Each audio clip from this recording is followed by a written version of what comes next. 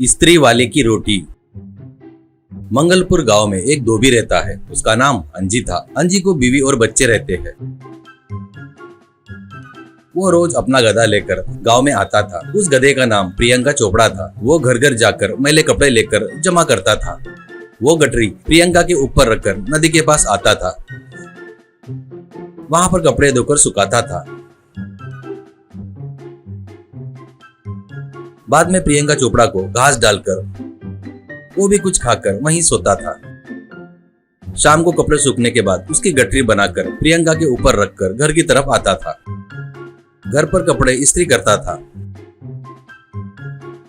बाद में वो कपड़े घर घर जाकर कपड़े पहुंचाकर पैसे लेता था।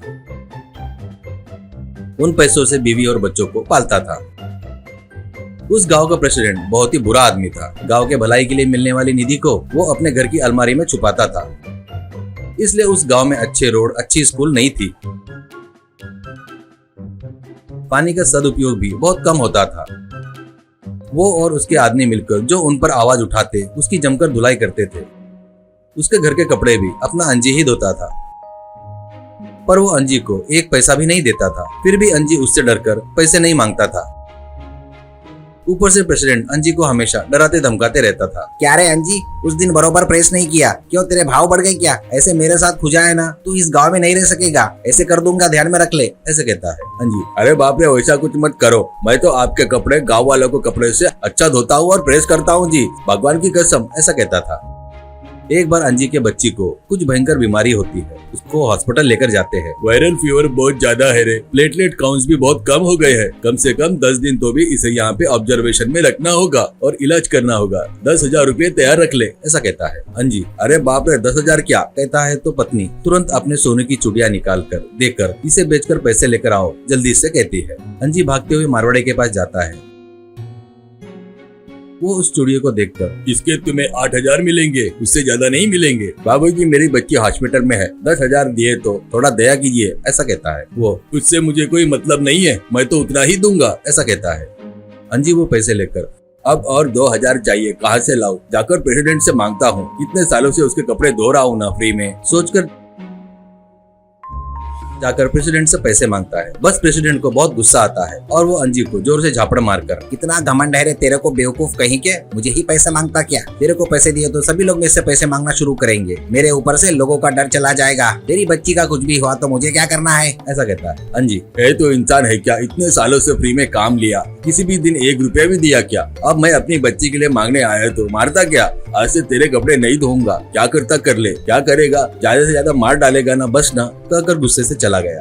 उसका आदमी, क्या जी, वो इतनी बात बोलकर जा रहा है तो अब देख रहे हो, क्या हुक्म करो, उसके हाथ और पैर तोड़ दूंगा मैं, ऐसा कहता है प्रेसिडेंट। ऐसे किए तो क्या फायदा रे, असल में उसको इस गांव में स्त्री का काम ही नहीं मिलना, वैसे किए तो मजा आएगा, तब आकर पैर पकड़ेगा बेवकूफ कहीं का, ऐसा कहता है अंजी। डॉक्टर के पैर पकड़कर 8,000 में ही इलाज करो करके मना लेता है। वो भी ठीक है कहता है।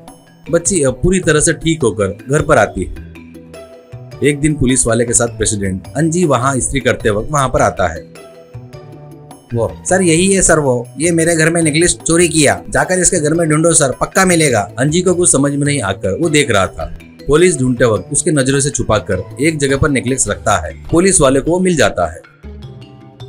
पुलिस वाले अंजी को अरेस्ट करते हैं। प्रेसिडेंट, लोगों देखे ना आपने इस चोर बुद्धि को, ऐसे आदमी को देखते हुए नहीं रहना चाहिए, इसलिए अब से ये गांव में कपड़े धोना और इस्त्री करना बंद करेगा। मैं ये पंचायत प्रेसिडेंट की हैसियत से सजा सुना रहा हूँ, ऐसा कहता है। वो सुनकर अंजी चौंक जाता है।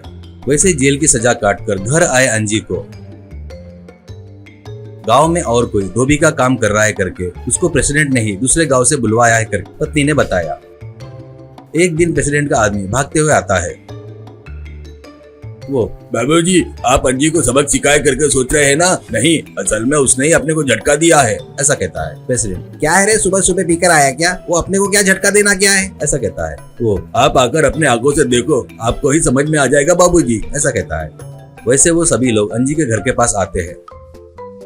वहाँ पर जो चल रहा था वो देखकर चौंक जाते हैं। अंजी का घर अब एक ढाबे में बदल गया था। उसमें पत्नी सब्जी बना रही थी। अंजी प्रेस के ऊपर रोटियां सेक रहा था।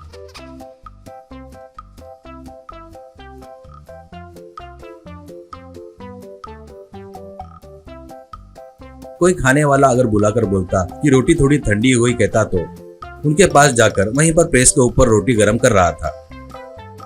ऑमलेट भी प्रेस के ऊपर बनाकर दे रहा था।